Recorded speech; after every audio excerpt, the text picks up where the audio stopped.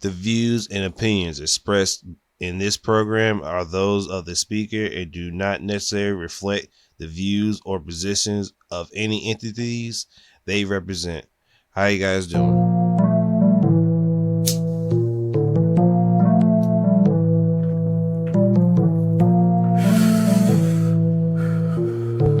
DropTop. Zaza. Okay.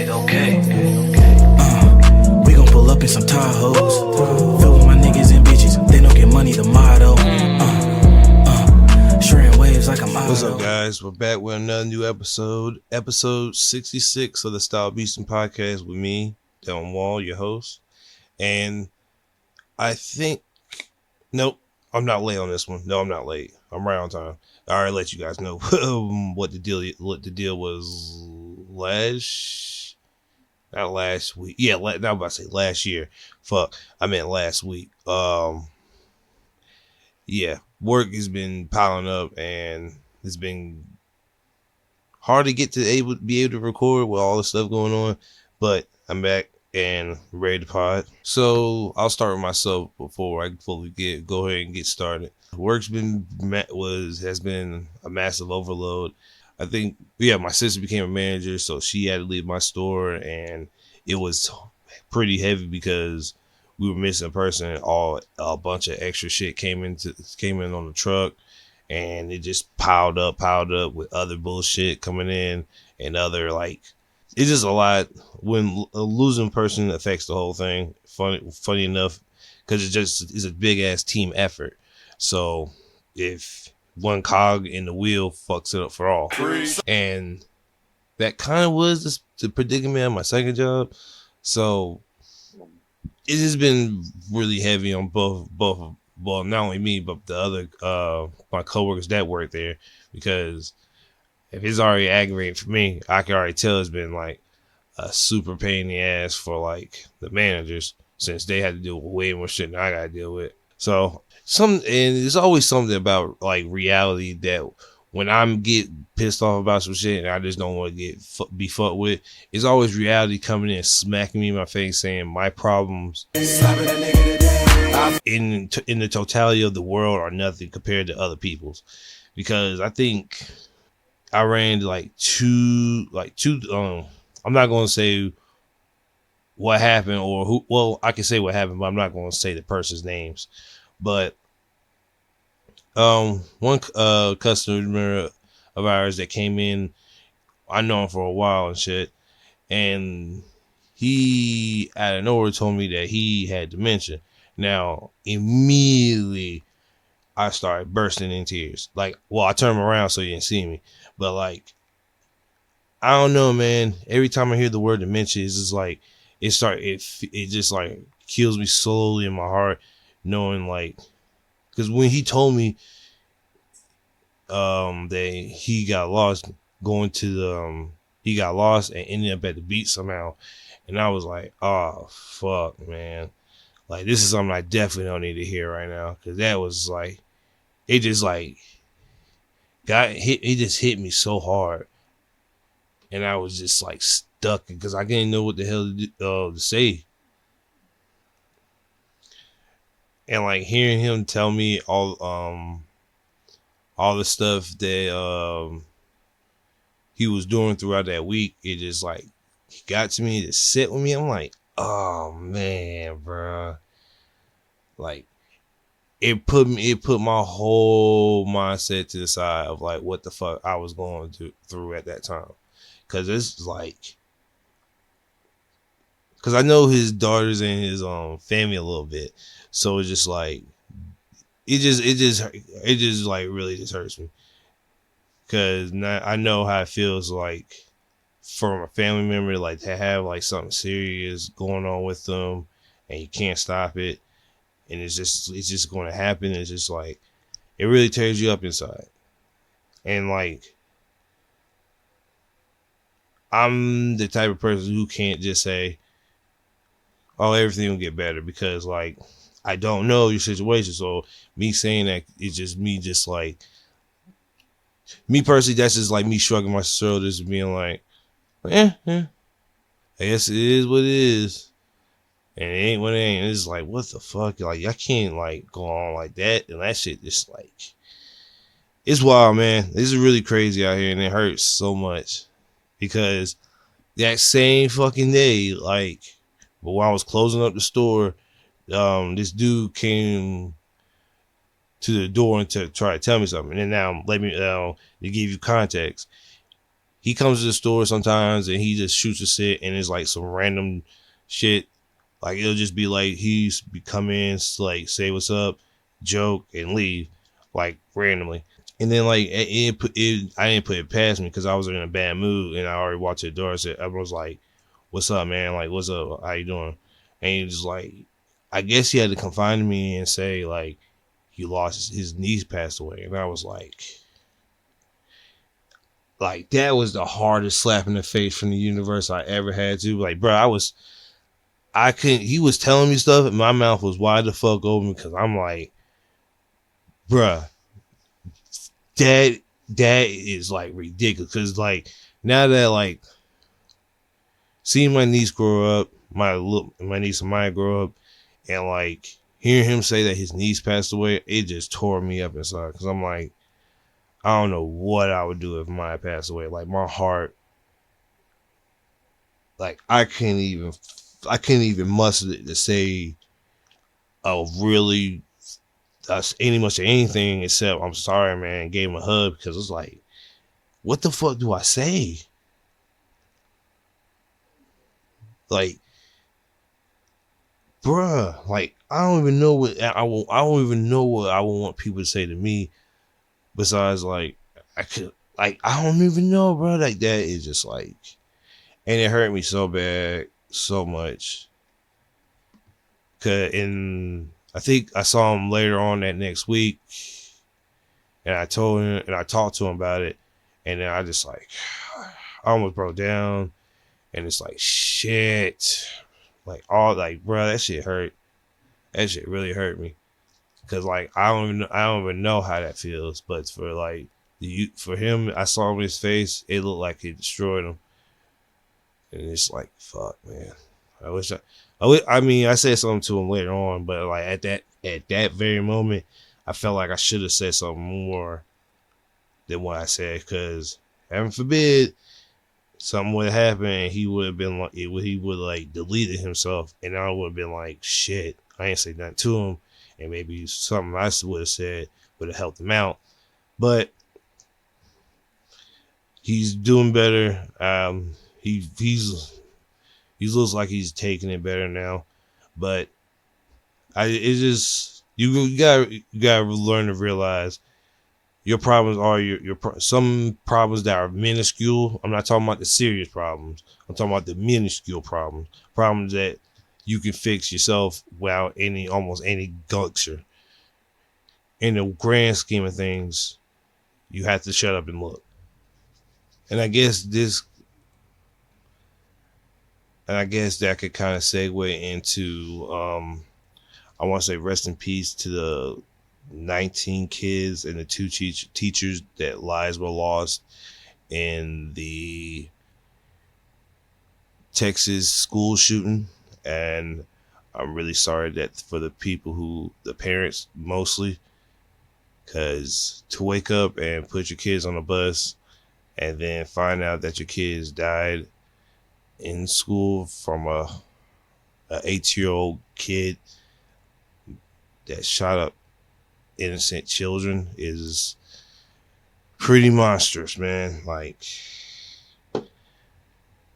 bro, that's sickening. Like, when I heard that shit, I was like, oh no. Who, like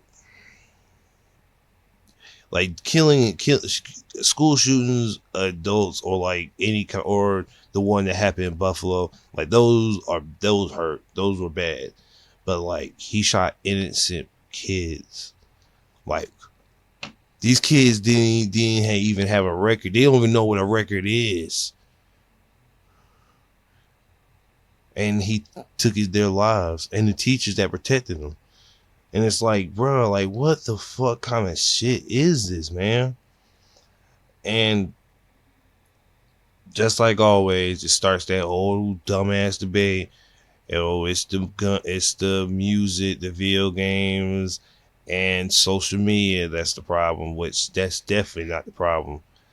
And to use that as an excuse in the wake of children dying in front of their parents is sickening.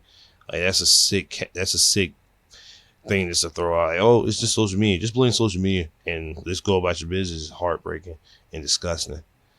And the NRA is still doing their,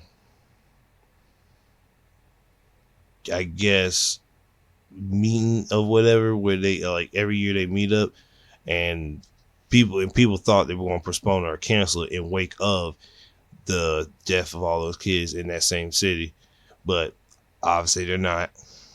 And the music guests backed out because they didn't want to perform in honor of the kids and the teachers. They didn't feel like it would be good to perform in that in the wake of all this. And let me be the first to say, I'm on both sides of the field when it comes to gun laws. Yes, we should have them because of situations like this where somebody has a gun and you don't, and you desperately need one to defend yourself, then yes. I'm also on the other side where it should be it shouldn't be as easy to get a gun as it is. Like, I don't know the state steps to take it to make it better because I'm not in that field, I guess, of like the learning about the gun laws and stuff like that. But at bare minimum, I'm in the middle ground. So I can't, I'm being 100% honest. I can't be on either side 100%. And all the other testimonies from the parents doesn't help me feel any better neither. Knowing that like some of these kids are about to become like get their birthdays were like the next day, and it's like none of this is going to sit well for a while. And I hope I don't even know. I don't know. But let's get off of this. And well, let me say one more thing. Rest in peace to my homie Terrence from Henderson, and or TJ as me and Bryant, or Bryant, how he introduced himself to me and Bryant. I don't know how he passed away, but I just want to send my condolences to his family, and I pray everybody's okay. So, getting off the sad stuff, let's get excuse me. Let's get into the some good stuff. Rolling Loud is in exactly a month away, and I can't wait. And hopefully everything pans out right, because we're still looking for a place, and I think I got one more payment left on these layaway tickets, and hopefully if everything pans out, we'll be going to Rolling Loud. If not, that's almost $500 I saved up that I could bring back, but we'll see how that goes in the up and coming weeks.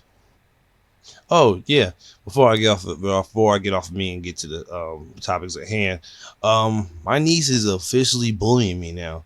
She wakes me up at 7 o'clock in the morning, barges in and not screams, but yells "Shark, shark, shark" for Baby Shark, and I made a big 5-hour playlist for her. So whenever she wakes me up, we could wake up and she'll just start playing Baby Shark, and we'll watch it together. And if not, Gracie's Corner, which I recommend both those shows to your kids. I'm not, because my niece is like she loves them and sings them all to death. And I don't know, me personally, after being with her for a whole year, and it's like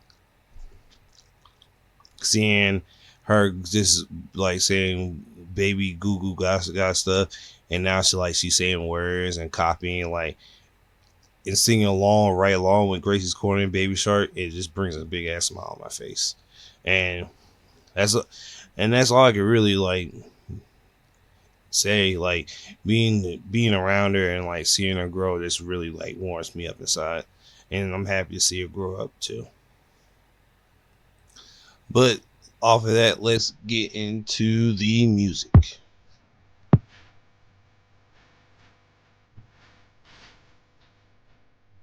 So I was gonna start with the review with Kendrick's album, but I'm not even gonna lie to you guys. I didn't get a chance to fully finish it. I started listening to other stuff and got sidetracked on it, so I'm not even gonna cap on that. But I think I'm only like 3 songs away from finishing it because I was listening to it today on the way to go get some food, and my service died out, and I couldn't get the last 3 songs in before I start recording. But for what I got of it, it's a great introspective album.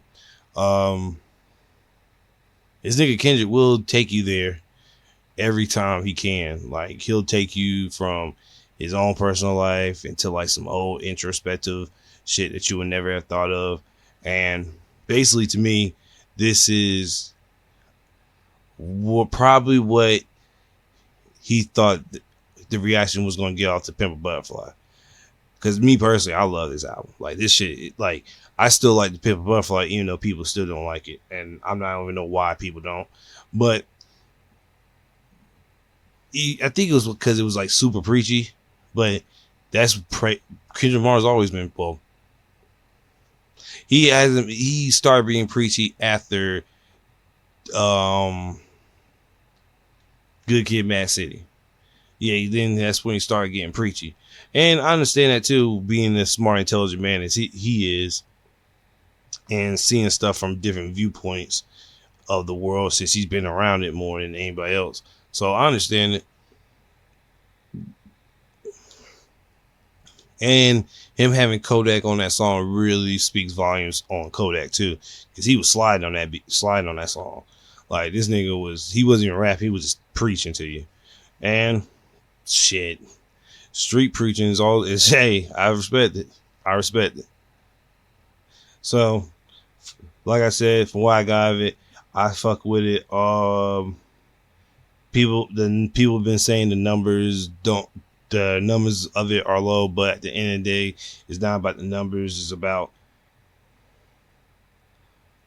what the message of the album brought to people. So, I mean, like I said, numbers are not always the focus goal. Is what it did for the culture and for other people. That's what mainly important. But on other albums or mixtape and playlists I listen to, I was catching up on that not new. It's Babytron's album called Megatron, because he's from Detroit. So I went through and listened to it. Now I'll give it a 7. I'll give it a 7. I really fuck with it. The beats, I think he is the only person I know to this day in time that switches the beat every so often. Like, if you watch his new music video, it's like 21 beats in one song, and he's rapping on all of them, and he killed it nonetheless. But I can see how that might deter people, because even in my group chat, people were like, why is he switching on the beat like 5 times?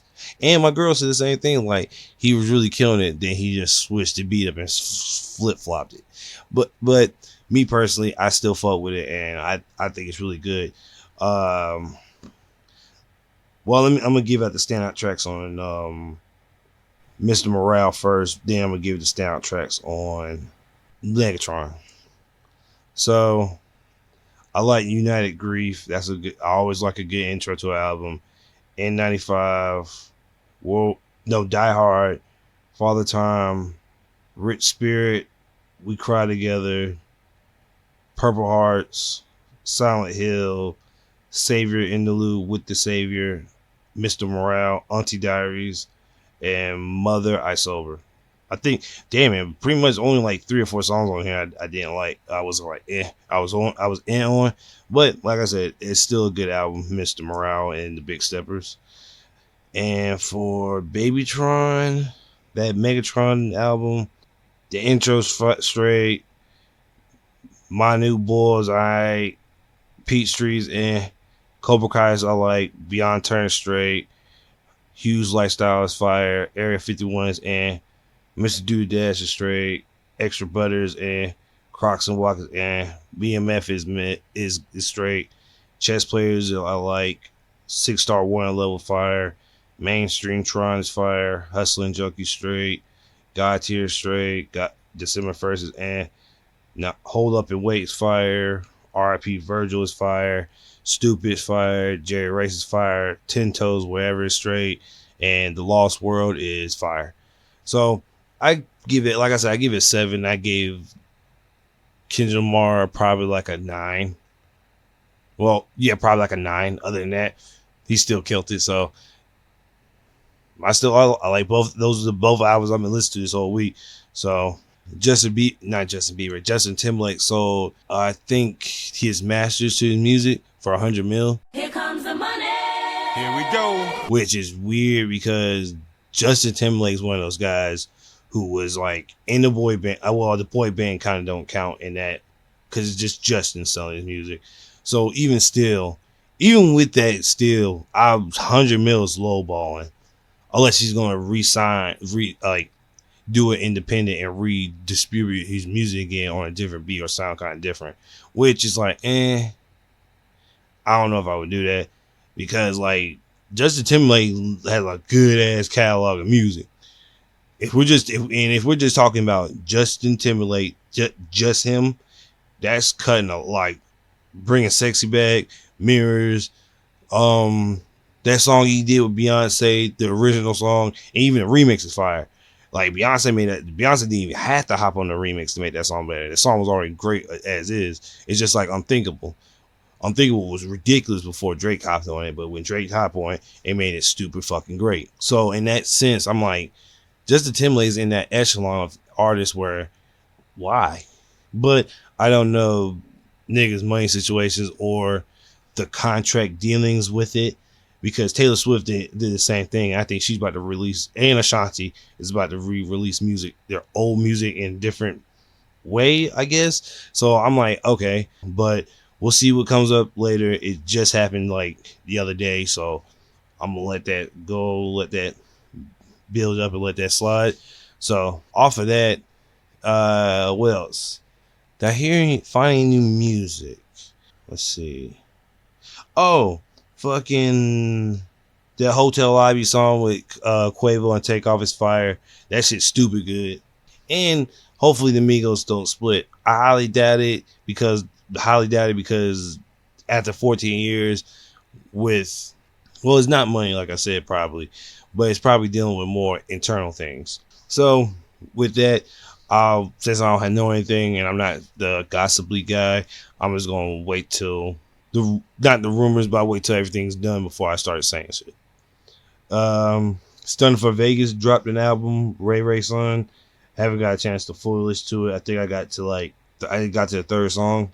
Babyface Ray dropped Face, the deluxe edition, and he added 8 more songs. Let's see. My girlfriend sent me, this is old. I just heard Voicemails, the album by Tink. It's, from what I've seen and from what I heard of it, it's really fucking good. Falconia, Rob Banks fucking finally dropped it. And it's a sad reminder that Berserk's over because the intro is nothing but, the whole album is nothing but a fucking Berserk reference.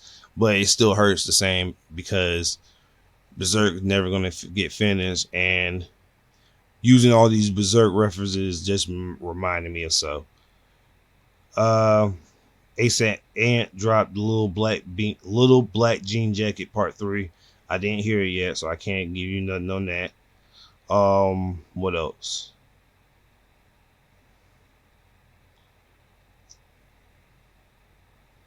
I think that's Bobby Smurder is dropping some new music. I haven't heard any of it yet. I think I heard snippets of that getting them back, and that shit's fire. And I think he should keep that flow for his songs, not for all of his songs, but for a good portion of them. Mooski, Melodic Therapy for the Broken. My sister put me on the song Scuba Diving, and I was like, "Oh, this shit's fire!" So I downloaded the whole thing so I could just listen to it. Because if I might as well download the album so I can listen to it just in case the whole album's fire, not just that one song. K Camp's Woozy. I got that one. It's funny enough, me and my sister were outside and we were listening to Extendo. No, was it Extendo?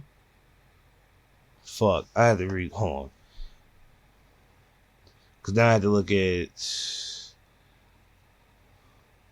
Because when she played that song, it reminded her of a Young Nudie song off his. Damn it! What the fuck?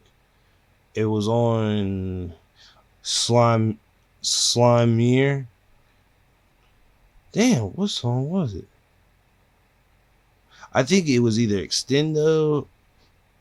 It was Extendo, where it kind of like it was another nudie song. I forgot the name. I think it was probably Extendo. It just sounded a lot like it, and that's something that me and my sister like do a lot. We just like listen to music, or she'll put me on a song, I put her on a song, or some shit like that. And yeah, so those are the only new songs or albums I listened to this week, and yeah, that's all I got. Yeah, so off of music, let's get into my BS sport takes again, because I was right. Move this man! Fucking the Warriors won like I thought they were. Now the Heat's gonna lose, I think, because it's like 3-2, and if I'm not mistaken, Hero's gonna be out of that game.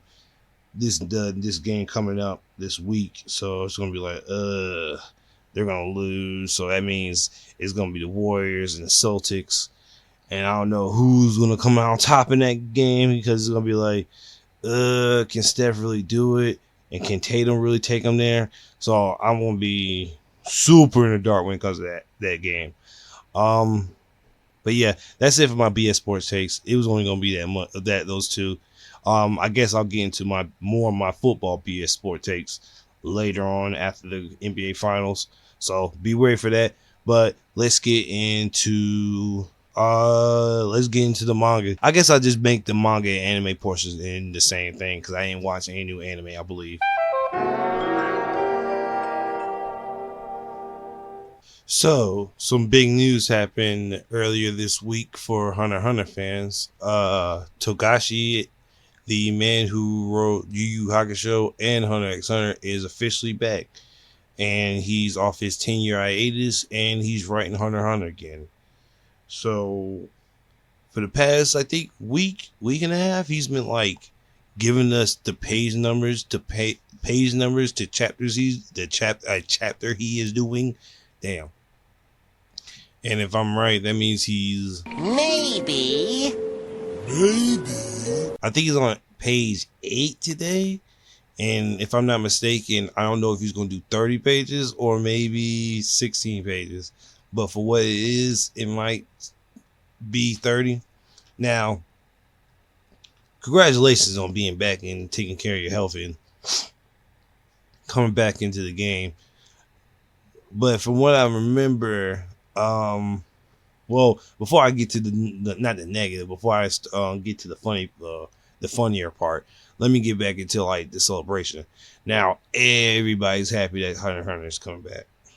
Everybody's so happy. In fact, people actually took the photo that he took of the panel and used the shadow of his hair and to confirm that it's him with his hair swoop, because I think he's balding, so he has like the old school principal haircut, and people was like, "Oh shit, that's his hairstyle. He's back in it," and they just used the shadow to tell like, "Hey, he's back."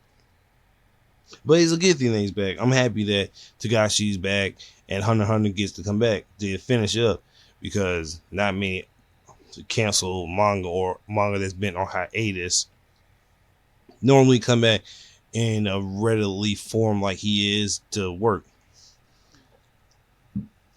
and even everybody on even like big manga sites have like celebrated that he's back, which, like I said, is a great thing that he's back. But if what Brian tells me is right, from what the story is, they're on basically it's not gonna be any action for a while, if I'm not mistaken. But it's mainly what's that word? It's mainly like character development happening. So I think Kurappa is protecting a prince in lineage of a princelyhood or kingship, and they still have to go over the whole Ahsoka thing and the um dark world part where everything is just evil monsters and shit.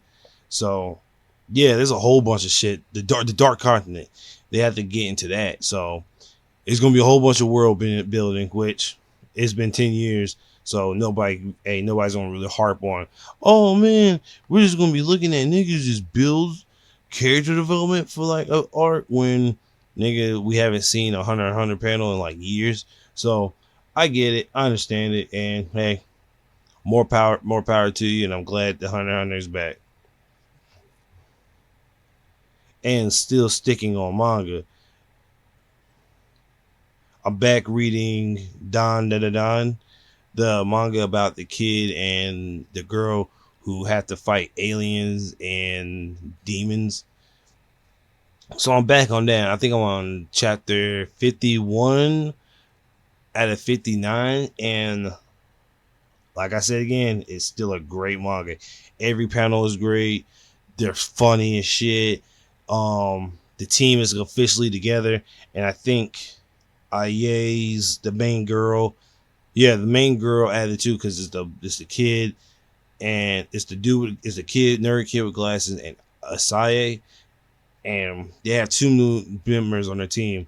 One's a girl that used to talk shit about Ayane, but they're friends now, and the other one is a friend of Asaze, and he's just a weird, goofy nigga, but got possessed by evil, like the evil eye spirit, which now that he like is in his body, he can't take it out of it. Every time he gets touched by cold water, he goes on his evil side and run amok. But if you throw warm water on him, he calms down. So that's gonna be weird. That's already fucking weird. Weird. Not only that, I think they brought back the aliens. The aliens that they saved in the first arc of the story.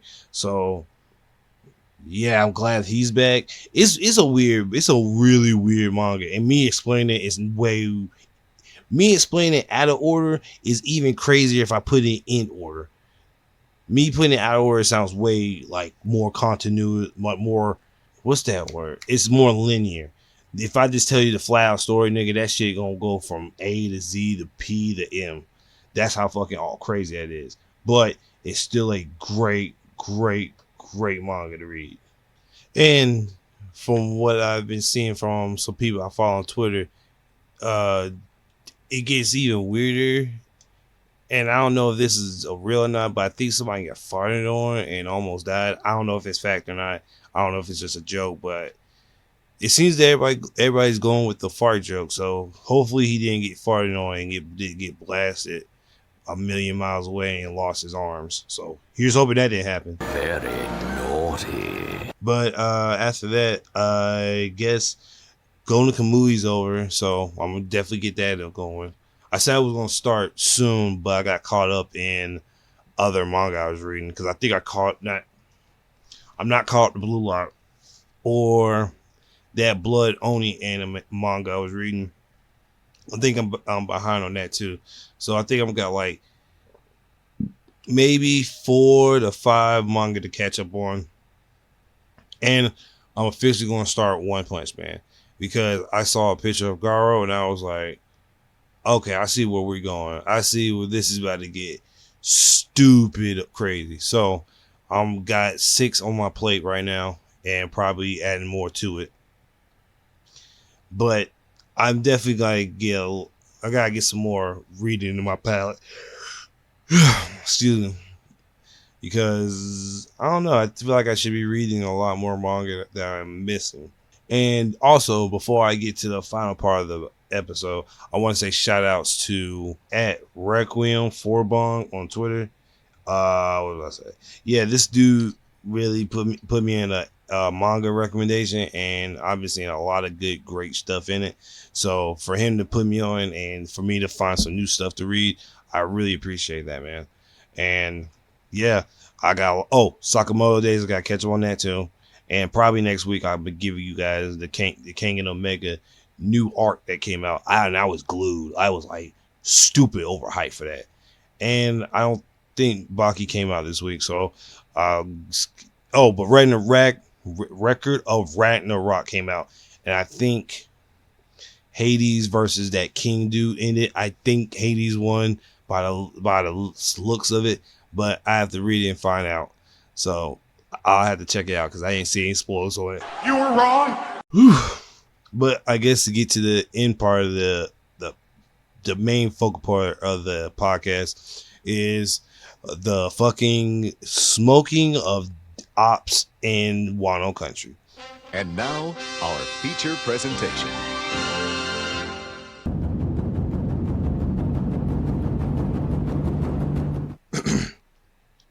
So before I get into chapter 149 and chapter 1050, that the main topic of the episode is corresponding with, I said this once before that the anime and the manga sometimes land on the same spiel, I guess. All right, so when Kaido got hit with Red Rock in the anime, either he got hit with Bajring Gun that same week in the manga chapter. So what I'm saying is sometimes like that week's episode corresponds to that week's chapter in some way, shape, or form. But off of that and to the chapter. So chapter 149 is out. Well, it was out last week, and it was basically Luffy fighting through and beating Kaido. And a lot of controversy came up with this chapter because people wanted, I guess, more from it, because the whole main mission is for the good guys to beat Kaido and not have anybody else know. And I guess that like takes away from it, because why the hell would you why would Oda make a fight of that magnitude quiet? And by quiet I mean for like Don Flamingo, the whole city saw it, but for the Kaido fight, there's only like 4 besides Momo, Yamamoto, Luffy, and Kaido. Nobody else saw it. And for what happened in that chapter, Kaido finally admitted that only person that could beat him is Joy Boy. So when he knocked Luffy off the third time, when he said you can't be Joy Boy either, he was saying that in the scope of he thought Luffy was the antithesis of Joy Boy, and for Kaido, being Joy Boy is a man that could beat him in a fight. That if you could beat me in a fight, then you are 100% Joy Boy in that regard. Because who the hell could beat Kaido, really? Wrong. Who could beat Kaido in the sense of in the old tale that the narrator gave us, in a one-on-one fight, you bet on Kaido. So if the man that scares Navy officers and other pirates, why wouldn't the Joy Boy be the strongest of the strong? And with that Bajring gun that Luffy did, it fucking broke Kaido's horn, so he lost his one horn. But I guess it really doesn't matter because this nigga fell into like this big ass cataclysm. And when I get to chapter 150, it makes the chapter where Big Mom lost and Kaido lost make more sense now. Yeah, that was 1049, and for 1050. Everybody thinks Kaido's going to come back, but he's not. He's dead. Well, I wouldn't say dead, because The fuck are you talking about? Luffy punched Kaido so hard, as far as the ground, he ended up in a magma pool alongside Big Mom, and that's where I was going to. When Law hit Big Mom with that puncture willy, and she got hit with those bombs, that light that she was looking at was a magma pool. Because in the chapter 1050, you see two holes that Kaido and Big Mom made, and their bodies are sizzling in the pool of magma. Now, me personally, I think Big Mom is not dead because she could just reheal herself with her Delphi abilities, but I think Kaido's done. I think Kaido's gonna like sit in that magma pool and die. And the reason why I say that is because if you look at the pool, he's just like I told Brian, he's in the pool of fire, magma, frowning, opposite of what Odin was. Odin was in a pool of grease, of oil, boiling oil, smiling because he knew he was going to win. So I think Kaido's done in that regard because of the correspondings of Odin and himself, and the death of Odin and his supposedly death. And this is how you know that they won, because the narrator in the chapter said Ray successful and winner revised is Luffy. It's because they had to revise it because on, I think like a couple chapters ago, when that CP0 dude came and distracted Luffy, the title card victor was Kaido. But I guess since they had to do, when they did Gear 5 and did the fight again, it reverted to Luffy being the winner. Which I foresaw that happening because I knew Luffy was going to win, and I knew they were going to change that sooner or later. But yeah, the war's over. The war is officially over. Hiyori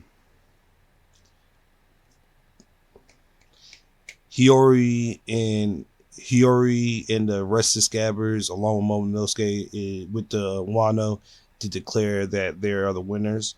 And even though we didn't get to see Hiyori and Momo meet, which they probably will meet after they announce themselves, because she probably was like, no, because they said Lord Momonosuke was the dragon before they went to Wano. So yeah, so she knows that her brother is the dragon, but I don't think she personally met him or will personally meet him until next week's chapter.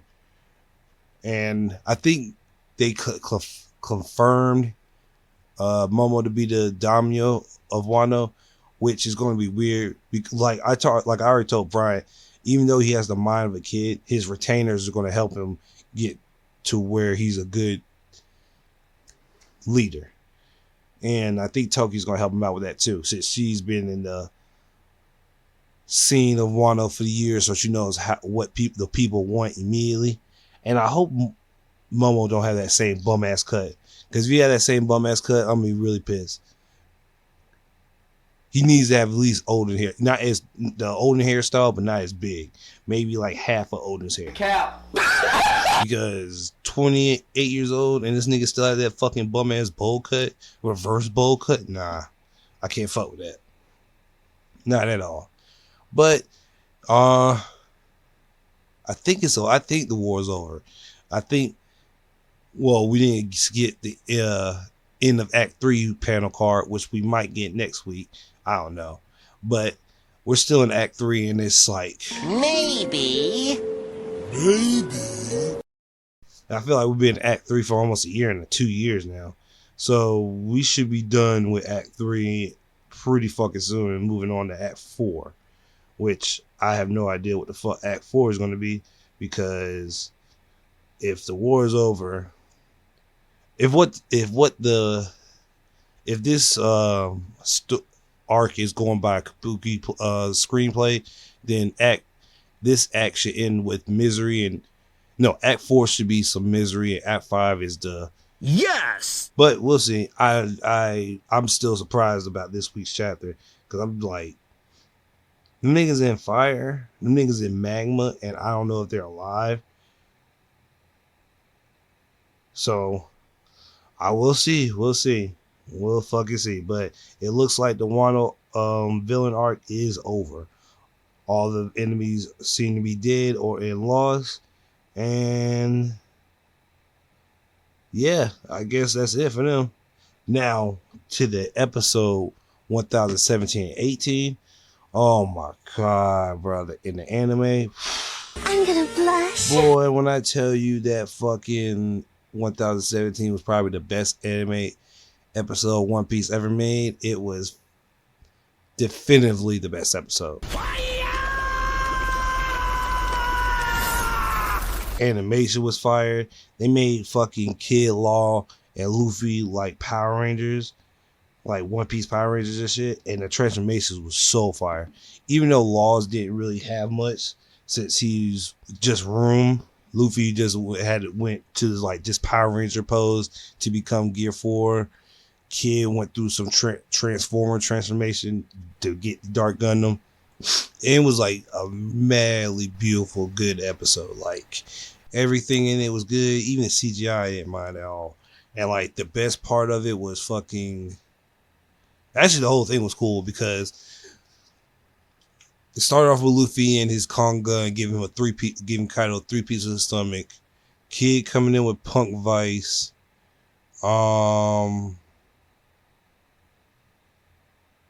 Law with his stalactite drop, and it proceeded with Kid and Zoro using, not Kid, but Killer and Zoro using their sword techniques. Killer's Scythe Sonic looks a lot cooler in the anime. Like a lot of fights look cooler in the anime. Like you see his sickles grow. His punishers, you like to call them, grow and become like sound waves and cut through Kaido. And like the inside cuts was like beautiful because you got to see what's inside Kaido get fucked up. And when Law did his Gamma Knife, boy, they put money in this episode. Like Law's Gamma Knife looked like it was money. The slam, oh my god, bro! Like that whole episode was beautiful. Every scene of that episode was beautiful. And when they do their tag team combos again, because I think it started with the Kong rifle into the Slam Gibson, into the Scyther Sonic, into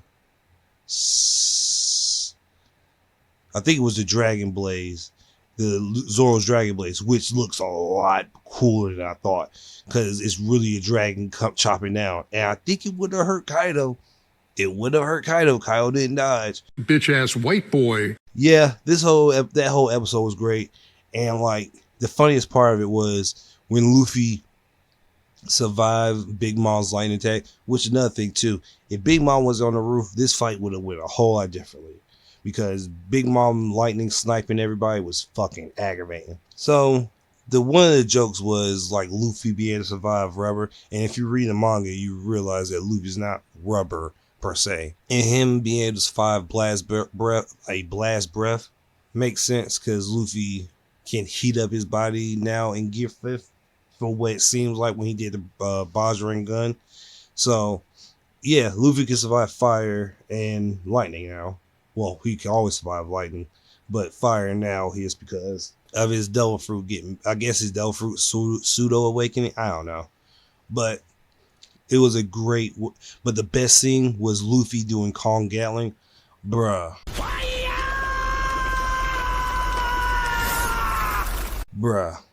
That fucking move was so beautiful. Like Luffy became, I don't know what the fuck they were doing when they made this. Luffy jetted into Kaido, but it looked like he was like tapping into the speed force. And then the Kong Gatling, oh my god, bro, that shit was fire. And even though 1018 didn't hold up as to the par of 17, it still was good. There was CGI on Kaido a lot. And there was like some scenes that were good, like Zoro using Emma to summon a purple dragon, which I don't know if he did in the manga, so I'll have to check that out. Wrong. But it was a great 2 weeks of One Piece. Like I didn't see nothing bad. Even the CGI on Kaido was good. And I'm glad that Wano's almost over. The raid successful. Luffy beat Kaido. And all the ops are dead.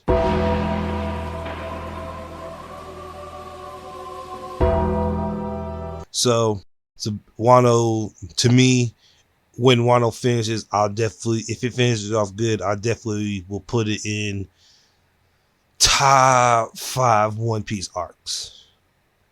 It was just that damn good, and I don't really take people's word about, oh, he got hit with a giant fist. It was more than a giant fist. It was a culmination of Gear 5 and other things. But I understand what the people are going for. But I'm gonna end off here, and like I said, I'll be back next week. My schedule is a lot better at my job, so I'll be able to come back next week and with you guys. But I appreciate you guys listening to me. Be safe out there.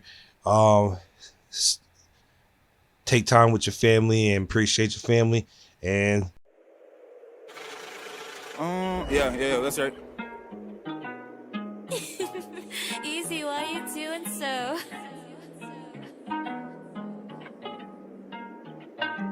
We on clock time, so spend it how you please. I'm on the run from you right in my fucking dreams. I don't want you to ever leave me, but if you do, I understand, said that's for me. We on clock time, so spend it how you please. I'm on the run from you right in my fucking dreams.